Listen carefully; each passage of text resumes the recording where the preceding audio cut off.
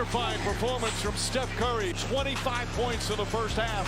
Danny Green for three. Bang! Danny Green does it again.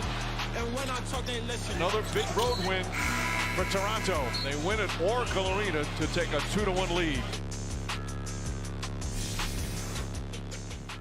I am so excited to talk about some basketball now with the one and only Michael Wilbon joining me from across the bridge in San Francisco. Mike, let's talk about the team that is up in this series, the Eastern Conference champion Toronto Raptors. And by the way, they're 4-1 in their last 5 games against the Warriors, regardless of who's in the lineup, whether KD is there or not. How have they consistently been able to get the better of Golden State?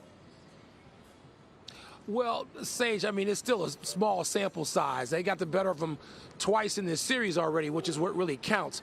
But it's tough for me to say they've consistently figured out something when Klay Thompson wasn't on the floor last night.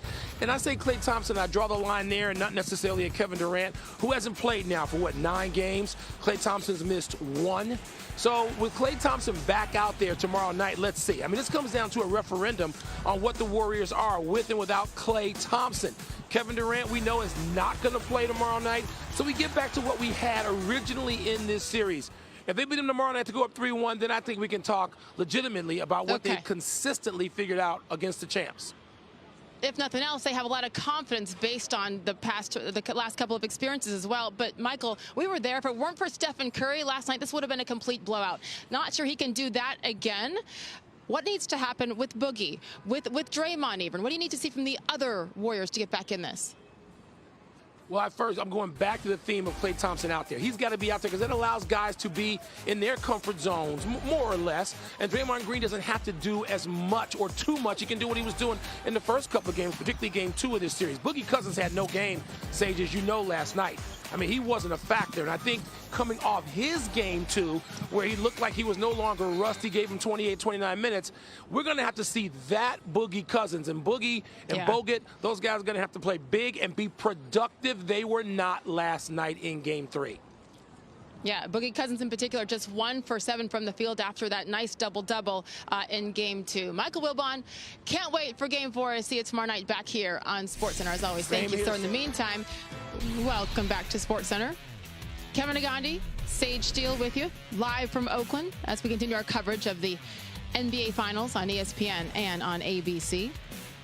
The top story from here in Oakland, continued fallout from the incident last night that took place with 10.5 minutes left in the 4th quarter of the game between the Warriors and the Raptors. Raptors star Kyle Lowry shoved by Warriors investor Mark Stevens. The NBA and the Warriors released a joint statement today announcing that Stevens is banned from NBA games and all Warriors activities for 1 year and fined $500,000, all that effective immediately. Here's Kyle Lowry, who spoke just a couple of hours ago on the reason why he did not react.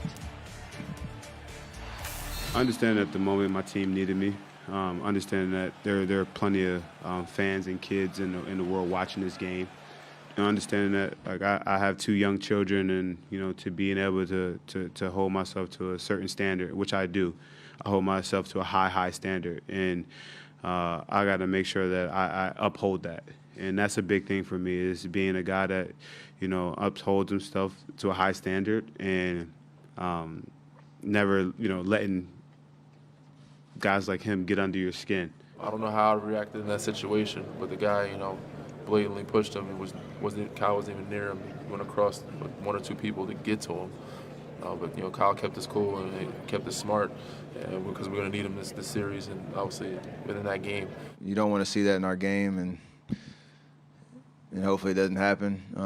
I don't necessarily think it was a reflection of how we handle business here. As a Warriors organization and franchise, we have a high standard and do things with class and professionalism. I'd like to welcome in Mark Jackson now, of course, on the call of all of our finals games here on ESPN and ABC. Mark joining us from Union Square, downtown San Francisco. Over the bridge from me, Mark.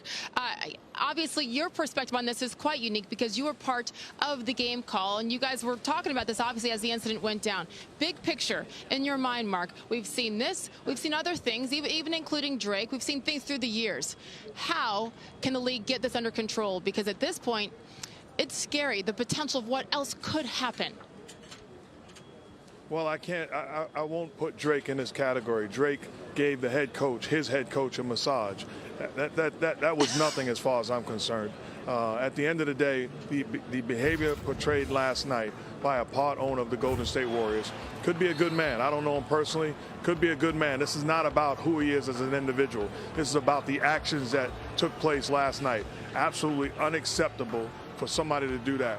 You take a look at how Kyle Lowry handled himself. He had every right to push this man back and perhaps slug him, but he controlled himself and conducted himself the way a professional is supposed to. Should be applauded. At the same time, in my opinion, the owner should be forced to sell his part. And let's not call him a part, an investor. That's minimizing him. He is a part owner of the Golden State Warriors. Right. That's how he introduces himself at the restaurant or at the golf club or wherever. At the end of the day, this is not about who he is as a man. This is about the actions that took place last night. Absolutely, and you're using the word investor. We're using that because that is specifically what the team did release. But yes, he is a minority owner. You say, though, the fine is not enough. $500,000 to 1 year not enough. You want him to sell his stake. Well, if he was a regular fan and he did this, we'd ban him for life. You look at the Utah Jazz fan that was disrespectful to Russell Westbrook. He paid a price for it. Now, maybe one day you revisit it, but the actions that took place last night, and I would understand it a little bit more if he fell on Mr. Stevens.